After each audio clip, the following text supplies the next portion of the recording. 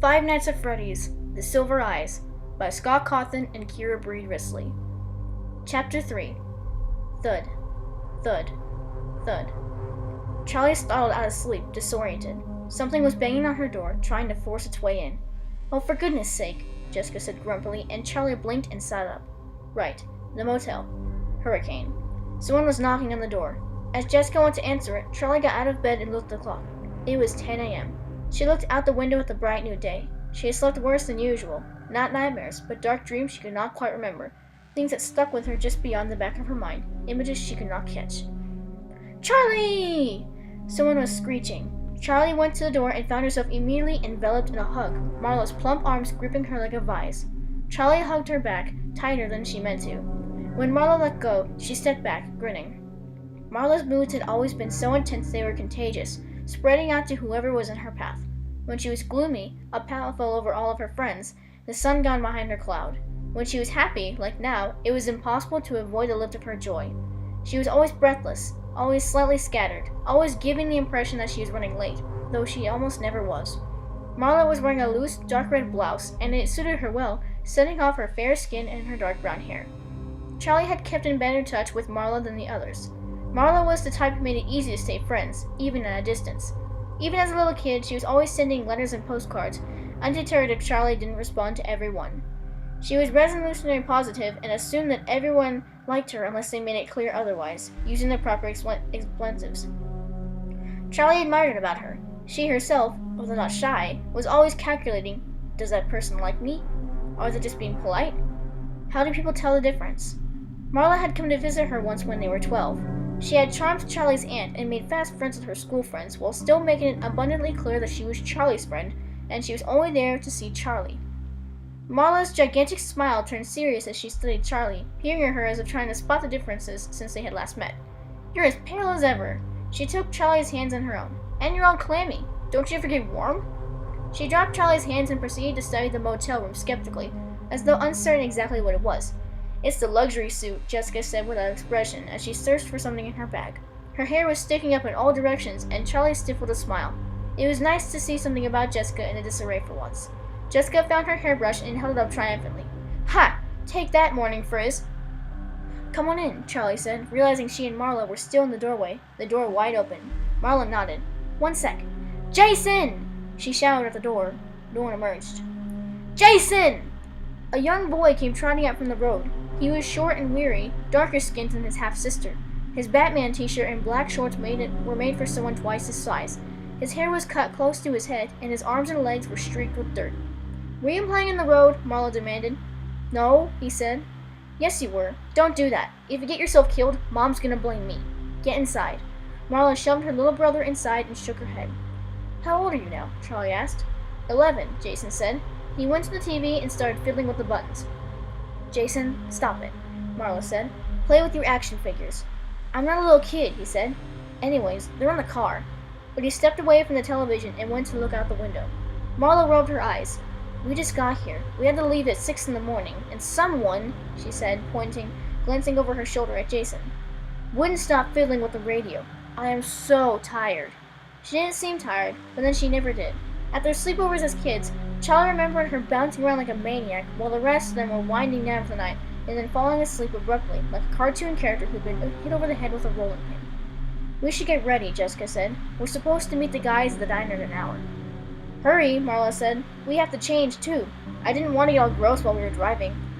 "Jason, you can watch TV," Charlie said, and he looked at Marla. She nodded, and he grinned, and he turned it on and started flipping through the channels. "Please, just pick a channel," Marla said. Charlie headed into the bathroom to get dressed, while Jessica fussed with her hair. A little less than an hour later, they pulled into the diner parking lot. The others were already there, in the same booth they'd been in the night before. When they got inside, Marla performed a second round of squeals and hugs, only slightly quieter now that they were in public. Overshadowed by her enthusiasm, Lamar stood and waved at Jessica and Charlie, waiting until Marla sat down. "Hey guys," he said at last. He was wearing a dark tie and a dark gray suit. He was thin and tall, black, with his hair shaved close to his head. His features were sharp and attractive, and he looked just a little older than the rest of them. It could have been the suit, but Charlie thought it was something about the way he stood, holding himself like he would be comfortable wherever he was. They had all dressed up a little for the ceremony. Marla had changed at the motel, and she and Jessica were both wearing dresses. Jessica's was knee-length and covered in pastel flowers, a light fabric that moved as she walked. Marla's was simple, white with big sunflowers splashed over it. Charlie hadn't thought to bring a dress, and she hoped she didn't look out of place in black pants and a white button-down shirt.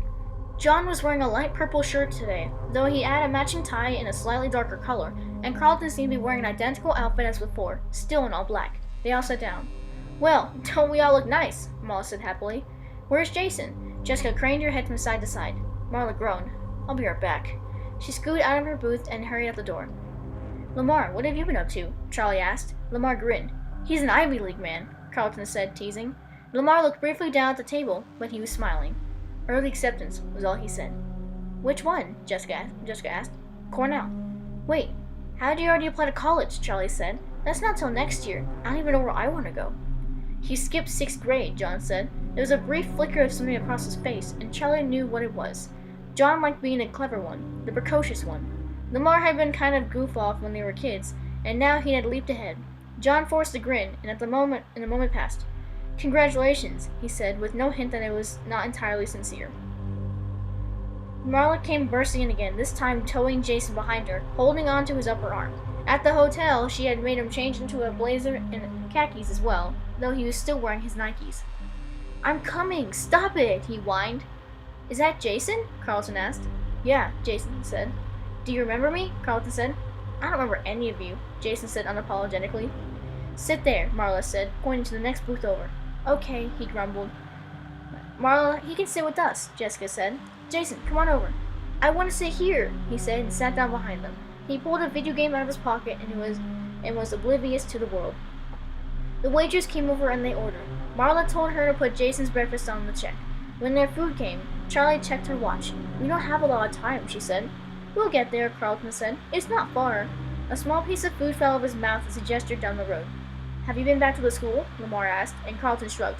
"I pass it sometimes. I know this is not a nostalgic trip for all of you, but I just live here. I don't exactly go around reminiscing about kindergarten all the time." They were all quiet for a second, and the beeps and pings of Jason's video game filled the silence. "Hey, did you know Lamar is going to Cornell next year?" Jessica said to Marla. "Really? Well, aren't you ahead of the pack?" she said.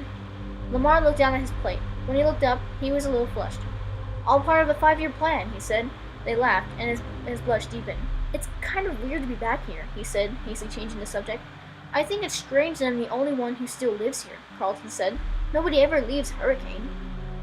"It is strange, though," Jessica said thoughtfully. "My parents, you remember, my mom's from New York originally. She used to joke about going back. When I go back to New York, but it might as well have been when I win the lottery." She didn't mean it. And right after she stopped joking about it. And then 3 months later, we were on a plane to visit her sister in Queens, and we never came back. My dad's father died when I was 9, and they came back to Hurricane for the funeral without me. They didn't want me coming back here, and I honestly didn't want to go. I was kind of anxious the whole time they were gone. I kept looking out the window, hoping they would come back early, like something bad was going to happen to them if I stayed. They looked at one another, considering. Charlie knew that they all had moved, all but Carlton, but she had never thought about it. People moved all the time. Carlton was right, though. People didn't leave Hurricane. "We moved because my dad got a new job, this summer after 3rd grade, John said. "It's not exactly mysterious. Lamar, you left in the middle of the semester that year." "Yeah," he said. "That's because my parents split. I went with my mom to Indianapolis." He frowned. "But my dad moved too. He's in Chicago now." "My parents left because of Michael," Marla said. They all turned to her. Afterward, my mom couldn't sleep. She said spirits were stirring in the town, unquiet. My dad told her she was being ridiculous, but we still left as fast as we could. Marla looked at all of her friends. "What?" she said defensively. "I don't believe in ghosts." "I do," Charlie said. She felt like she was talking from a great distance. She was almost surprised that they could hear her. I mean, not ghosts, but memories. I think they linger, whether there's something there or not. The house, her old house, was emblazoned with memory, with loss, with longing. It hung in the air like humidity. The walls were saturated, like the wood had soaked it in. It had been there before she came, and it was there now. It would be there forever. It had to be. There was too much, too great, and vast await for Charlie to have brought it with her. That doesn't make any sense, Jessica said. Memories in our brains, like literally stored in the brain. You can see it on the skin. It can't exist outside of someone's mind. I don't know, John said. Think of all the places that have atmosphere. Old houses, sometimes. Places where you walk and you feel sad or nostalgic, even though you've never been there before. That's not other people's memories, though, Lamar said. That's subconscious cues, stuff we don't realize we're noticing, and that tells us we should feel some way. Peeling paint, old-fashioned furniture, lace curtains, details that tell us to be nostalgic. Mostly things we pick up from movies, probably. I got lost at a carnival when I was 4.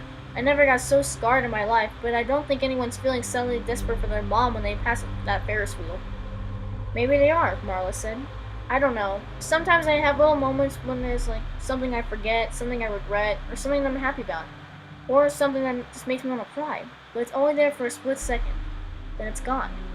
Maybe we're all shedding our fear and regret and hope everywhere we go we're all catching traces of people we never met. Maybe it's everywhere. How is it different from believing in ghosts? Lamar said. It's totally different, Marla said. It's not supernatural, and it's not like the souls of dead people. It's just people leaving their mark on the world. So it's the ghosts of living people, Lamar said. No.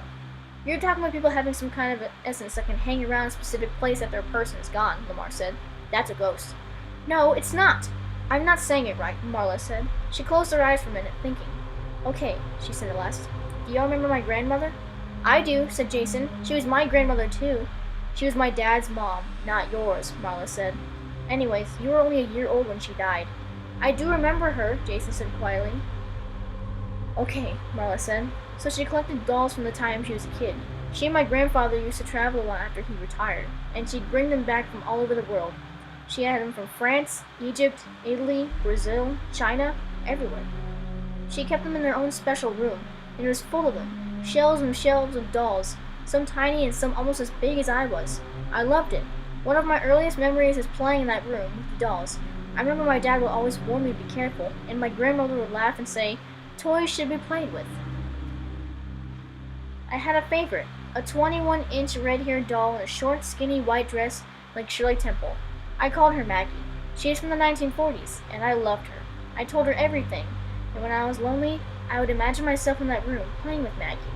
My grandmother died when I was 6, and when my dad and I went to see my grandfather after the funeral, he told me I should pick a doll to keep from the collection. I went to the room to get Maggie, and as soon as I walked through the door, something was wrong. It was as though the light had changed, became darker, harsher than it used to be. I looked around, and the lively, playful poses of the dolls now seemed unnatural, disjointed. It was as though all of them were staring at me. I didn't know what they wanted. Maggie was in the corner, and I stepped towards her, then stopped. I met her eyes, and instead of painted glass, I saw a stranger. I turned and ran. I raced down the hall as though something might be chasing me, not daring to look back until I reached my father's side. He asked if I had picked the doll, and I just shook my head. I never went back into that room. Everyone was silent. Charlie was transfixed, still seeing a little Marla running for her life. What happened to the dolls? Carlton asked, only half breaking the spell. I don't know. I think my mom sold them to another collector when my grandfather died, Marla said. Sorry, Marla, Lamar said. It's still just tricks of the mind. You missed your grandmother, you were frightened of death, and dolls are inherently freaky. Charlie broke in, wanting to head off the argument. Is everyone done eating? We have to go soon. We still have plenty of time, Carlton said, looking down at his watch. It's like 5 minutes away. Something else fell out of his mouth, landing next to the first drop of bit of food. John looked around the table, from person to person, as though he were waiting for someone. We have to tell them, he said, looking at Charlie. Oh yeah, we totally do, Jessica said. Tell us what? Jason piped up, peeking the back of Marla's seat. Shh, Marla said half-heartedly. She was looking at John. Tell us what? John dropped his voice, forcing everyone to lean in closer. Charlie did it too, eager to hear, even though she knew exactly what he was going to say. We went to Freddy's last night, he said. Freddy's is still there? Marla exclaimed, too loud. Shh, Jessica said, making frantic hand movements. Sorry, Marla whispered. I just can't believe it's still there. It's not, Carlton said, raising his eyebrows and grinning imagically at Lamar. It's hidden, John explained. They were supposed to knock it down to build a wall, but they didn't. They just built around it. Entombed it, John corrected. And you got in? Lamar said. Charlie nodded confirmation. No way. What was it like? Marla asked. Exactly the same, John said. It was like everyone vanished, Charlie said softly. I want to go too. You have to take us, Marla said. Jessica cleared her throat hesitantly, and they all looked at her. I don't know, she said slowly. I mean, today? Should we? We have to see it, Lamar said. You can't tell us and then not let us see it. I want to see it, Jason chimed in. What's Freddy's? They ignored him. His eyes were wide, and he was hanging on to every word. Maybe Jessica's right, John said with reluctance. Maybe it's disrespectful to go tonight. There was a moment's pause, and Charlie knew they were waiting for her to talk. She was the one that they were really afraid of offending, and they needed her permission. I think we should go, she said. I don't think it's disrespectful. It's almost a way of honoring what happened. She looked around the table. Jessica was nodding. Charlie wasn't sure if it was much of an argument, but they didn't need to be convinced. They wanted an excuse. Marla twisted herself to look back at Jason's plate. Are you done eating? She asked. Yep, he said. Marla pointed to the game in his hand. You know we can't play with that during the ceremony, she said. Yep. I'm serious, Jason. I'm locking it in the car. Why don't you just lock me in the car, he muttered. I'd love to, Marla said under her breath, and she turned back to the group. Okay, we can go. They headed to the school in the caravan, the boys in Carlton's car, Marla following, and Charlie brought up the rear. We should have carpooled, Jessica said idly, staring at the window. It hadn't occurred to Charlie. I guess, she said. On the other hand, I'm not sure if I want to ride with Marla and Jason, Jessica said plainly. They are kind of intense, Charlie agreed. When they arrived, the parking lot was already jammed full.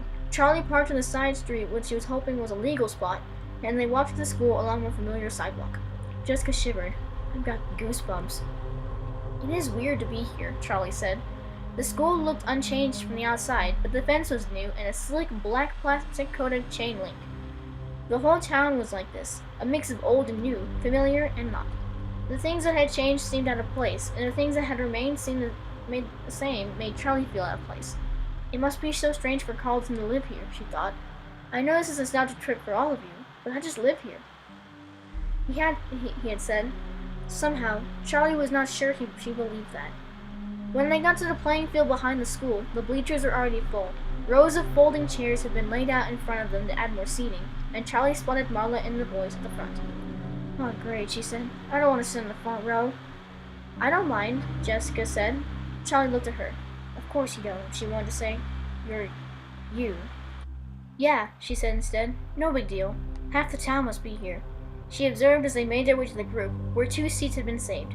There was one open in the front row, next to Carlton, and one right behind it, besides Marla.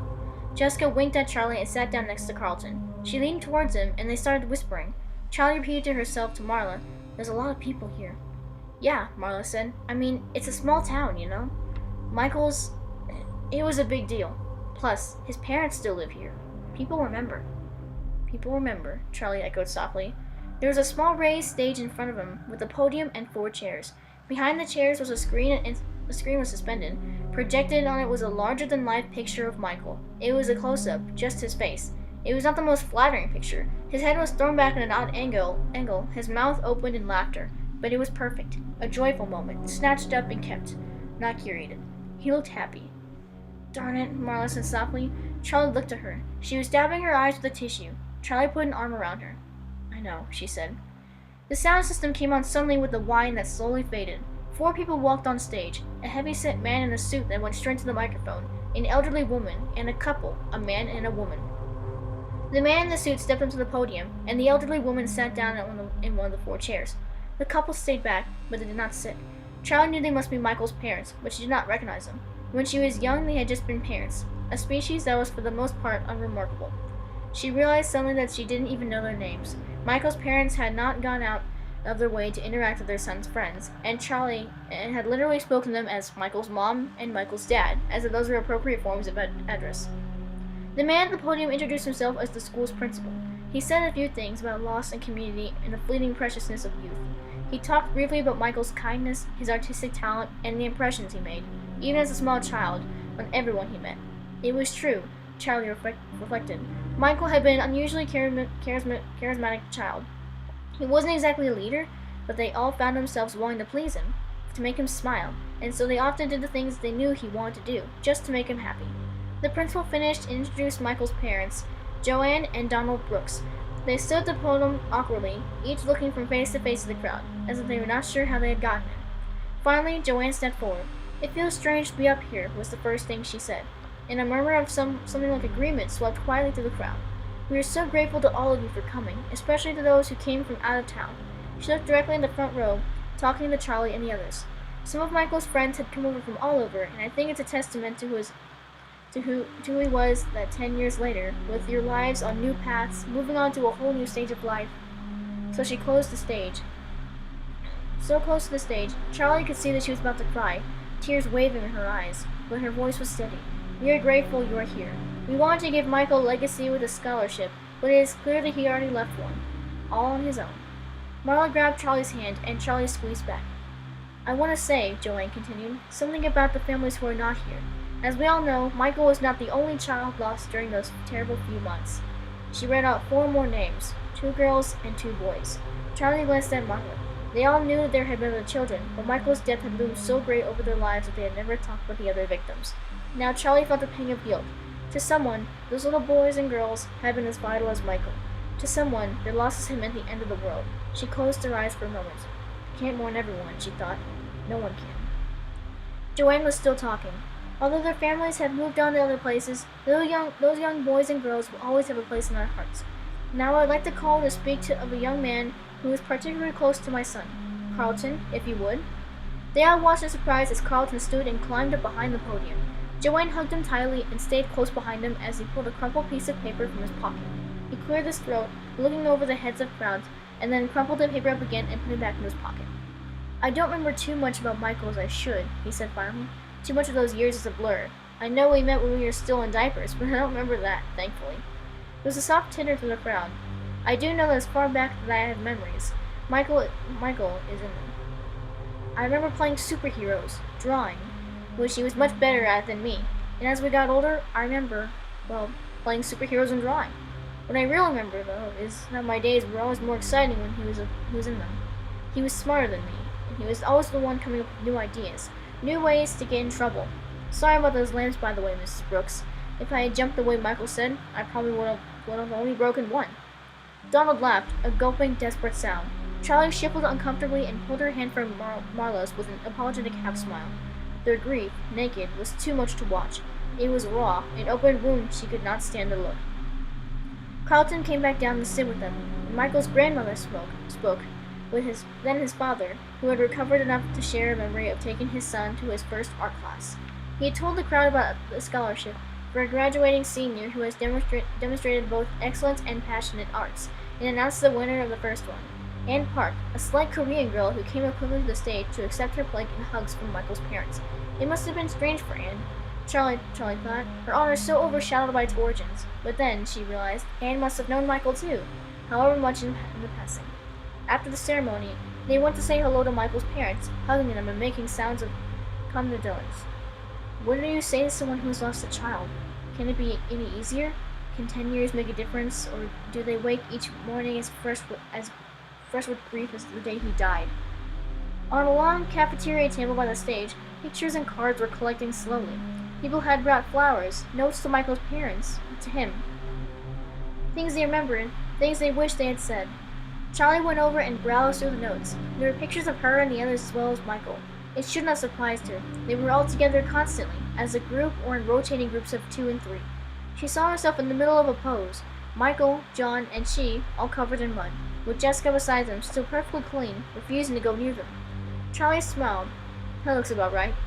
In another, a 5-year-old Marla struggled to get the support the weight of her newborn little brother, with Lamar peering suspiciously at the tiny thing over her shoulder. Some of Michael's drawings were there too, crayon scribbles professionally, incontrollably framed. Charlie picked one up, a drawing of what was supposed to be a T-Rex stomping through a city. It was, actually, she realized now, almost amazing how talented he was. While she and the others were scribbling stick figures, Michael's drawings looked realistic. Sorta. That's really good, John said over her shoulder. Charlie startled. You scared me, she said. Sorry. Charlie looked back at the drawing. Whatever it was better than she could draw now. Suddenly, her chest tightened, gripped with loss and rage.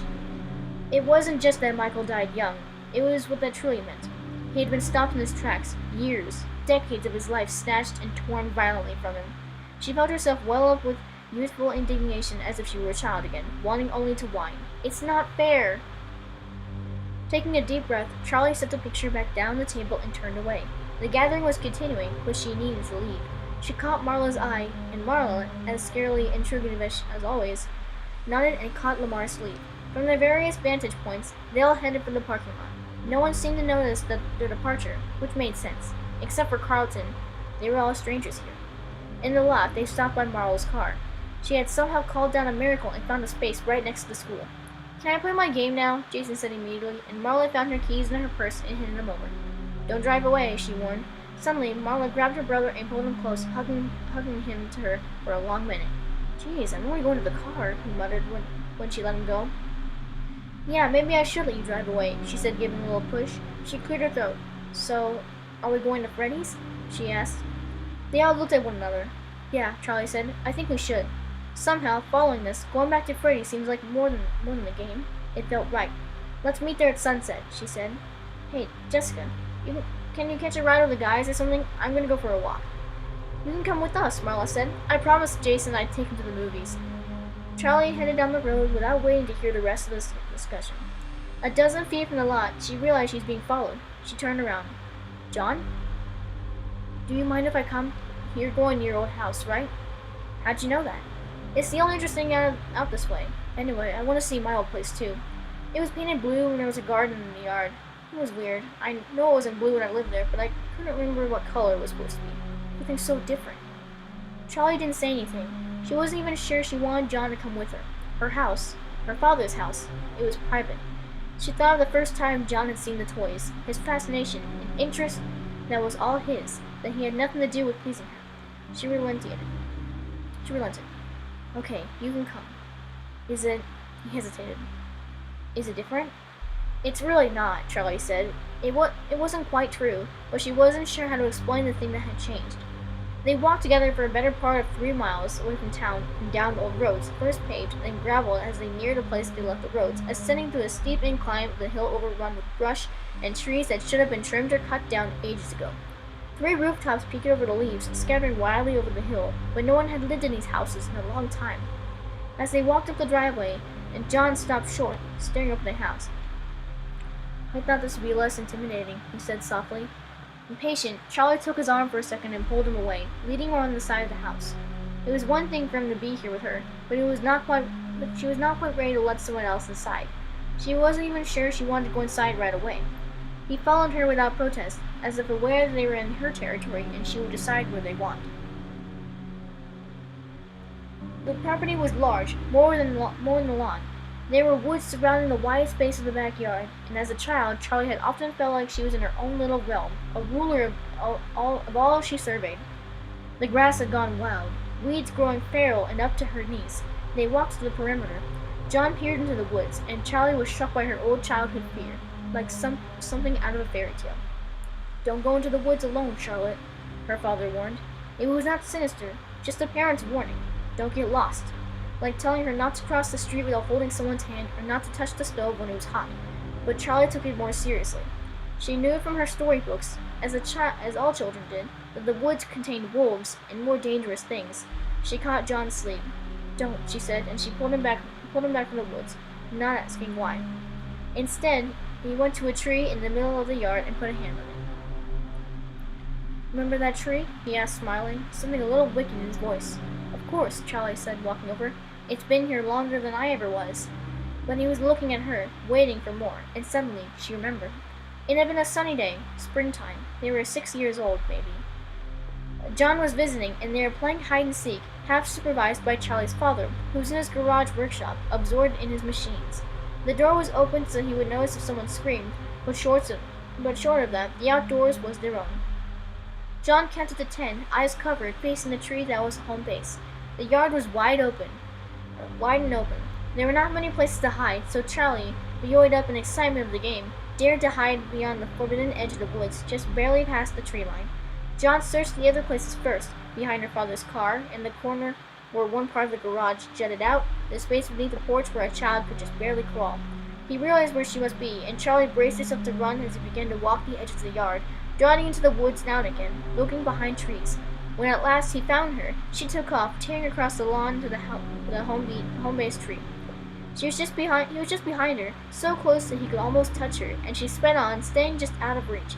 She hit the tree, almost slamming into it, and John was right behind her, bumping into her a second later, too fast to stop. They were both giggling hysterically, and they both stopped at the same time, still gasping to catch their breath. "Hey, Charlotte," John said, stressing her name in a mocking tone that he always used. "Don't call me that," Charlie said automatically. "You ever see grown-ups kiss?" He picked up a stick and started digging at the tree bark, like he's more interested in that than her answer. And Charlie shrugged. "Yeah, I guess so. Wanna try it?" He still wasn't looking at her. His face was streaked with dirt, like it often was. His hair was sticking out in all directions. A twig caught in it above his forehead. "Gross," Charlie said, wrinkling her nose. Then, after a moment, "Yeah, okay." John dropped the stick and leaned towards her, his eyes behind his back. Charlie closed her eyes, waiting, still not entirely sure what she was supposed to do. "Charlotte!" It was her father. Charlie jumped back. John's face was so close to hers that she banged into him with her forehead.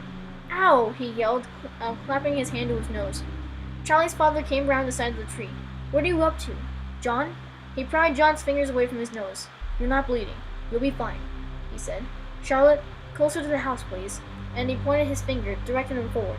"John, it looks like your mom is here anyway." He walked ahead of them, towards the driveway where her car was just pulled in. "Yeah, okay." John trotted off towards the driveway, turning once to wave at Charlie. He was grinning like something wonderful had happened, although Charlie was not quite sure what it was. "Oh my," Charlie said now, covering her face. Sure, it was bright red. When she looked up again, John was grinning the same satisfied 6-year-old grin. "You know, my nose still hurts when it rains," he said, touching a finger to it. "It does not," Charlie said. She leaned back against the tree. "I can't believe you tried to kiss me. We were 6!" Charlie stared at him accusingly. "Even the littlest heart wants what it wants," John said in a mock romantic tone, but there was an edge of something real in it, something not well enough hidden. Charlie realized, suddenly, that he was standing very close to her. "Let's go see your dad's workshop," John said abruptly, too loud, and Charlie nodded. "Okay." She regretted as she said it. She did not want to open the workshop door. She closed her eyes, still leaning against the tree. She could still see it. It was all she could see when she thought of that place. The twitching, malformed metal skeleton in its dark corner, with its retching shoulders and its blistering silver eyes. The image welled up in her head until it was all there was. Here. The memory radiated a cutting anguish, but she did not know who it belonged to the thing, to her father, or to herself. Charlie felt a hand on her shoulder and opened her eyes. It was John, frowning at her like he was worried. "Charlie, are you okay?" "No." "Yes," she said. "Come on, let's go see what's in the workshop." It was not locked, and there was no real reason why it should be, Charlie thought. Her eyes went first to the dark corner. The figure was not there. There was a weathered apron hanging on its place, and the one her father had worn for soldiering, and its goggles next to it, but there was no sign of that uncanny presence. Charlie should have felt relief, but she didn't, only a vague unease. She looked around. There seemed to be almost nothing left of the workshop. The benches were there, where her father had assembled and tweaked his inventions, but the materials, the blueprints, and the half-finished robots that were once crammed into every surface had disappeared. Where are they? Had her aunt had them carried away to a junkyard to rust and crumble among the other discarded useless things? Or had her father done it to himself so no one else would have to? The concrete floor was littered, and there were scraps. Whoever had done the cleanup had not been thorough. Charlie knelt and picked up an oddly shaped scrap of wood and a small circuit board. She turned it over. Whose brain were you? She wondered, but it did not matter. Not really. It was battered and worn, the edged copper too badly scratched to repair, even if someone wanted to. "Charlie," John said from across the workshop. He was in a dark corner. If the skeleton had been there, it could have reached out to touch him. But it's not there. "What? Come see what I found." Charlie went. John was standing beside her father's toolbox, and he stepped away as he came over, giving her space. Charlie knelt down before it, and looked as if it had just been polished. It was made of dark stained wood, glossy with some kind of lacquer. She opened it gently. Charlie picked up an olive from the top tray and held it for a moment, the round wooden handle fitting into the palm of her hand as if they had been made for her to use. Not that she knew how. The last time she had picked it up, she could barely fit her fingers around its base. She picked up the tools one after another, lifting them from their places. The toolbox had wooden spaces carved out to fit the precise shape of each item. All the tools were polished and clean, their wooden handles smooth and their metal unrusted. They looked as though they had been used just that morning, wiped down and put away metalliciously, like someone still cared for them. She looked at them with a fierce, unexpected joy, as if something she had fought for was returned to her. But her joy felt wrong, misplaced. Looking at her father's things set her off balance. Something in the world was just not as it should be. Seized suddenly with an unfound fear, she thrust the yellow back into its place in the box, dropping it like something burning. She closed the lid, but she did not stand. Memory overtook her, and she closed her eyes, not fighting against it. Her feet were wedged in dirt, and the two large, calcareous hands covered her eyes. Suddenly, there was a bright light, and Charlie squinted, squirming impatiently to see what was before her. 3 complete gleaming figures towered over her, motionless, the sun reflecting off every edge and contour. They were blinding to behold. "What do you think?" She heard the question, but could not answer it. Her eyes hadn't adjusted. The 3 masses of standing metal all looked similar in structure, but Charlie had grown accustomed to seeing more than the one was just there, imagining the final result. For a long time now, there had been 3 empty suits, hanging like carcasses from a rafter in an attic. Charlie knew that they had special purpose, and now she understood what it was.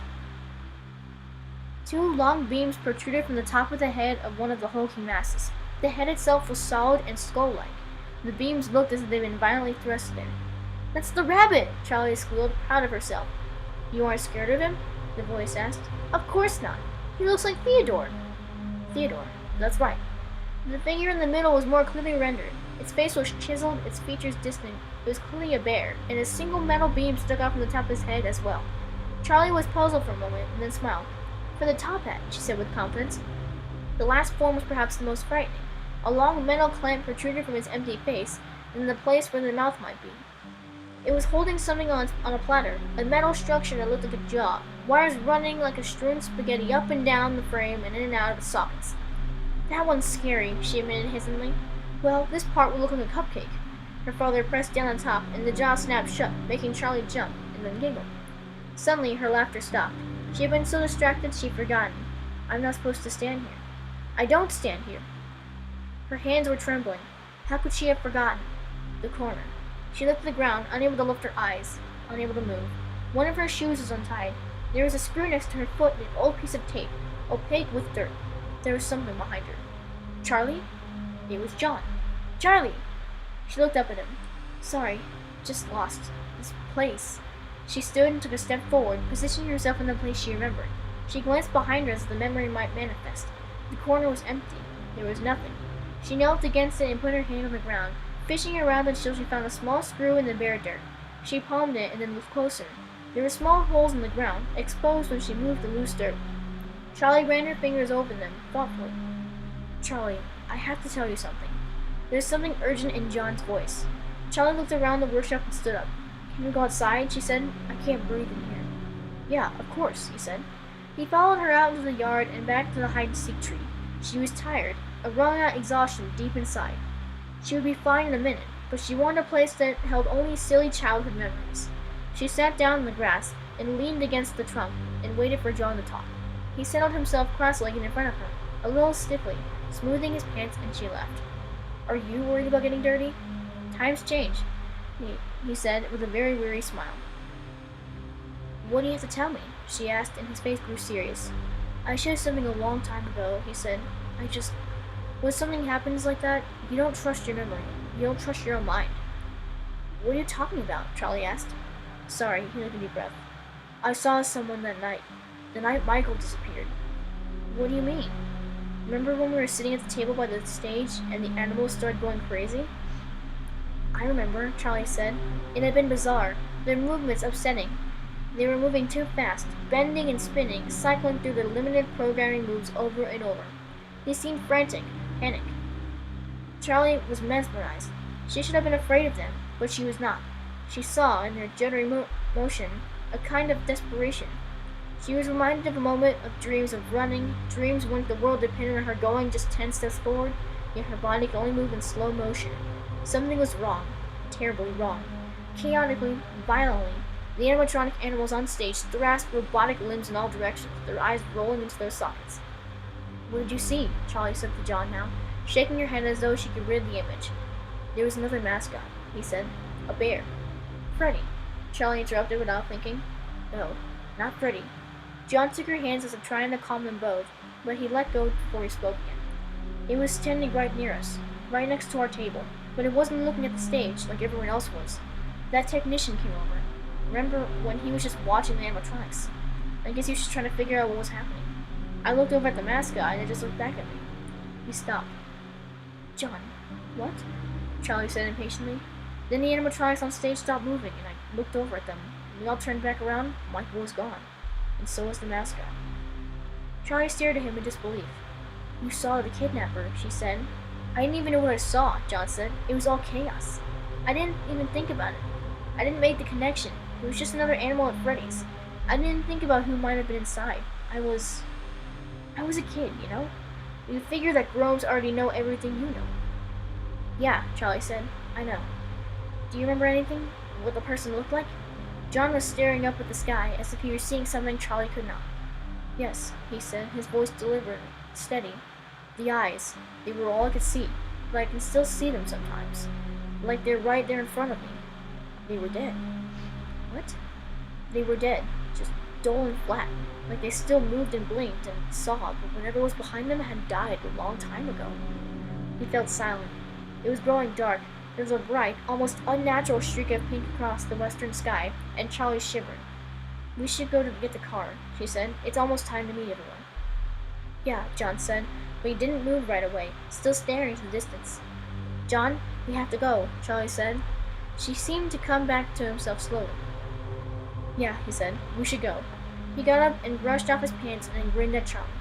"Race you?" he said, and took off running. Charlie chased after him, her feet pounding the asphalt and her arms swinging free.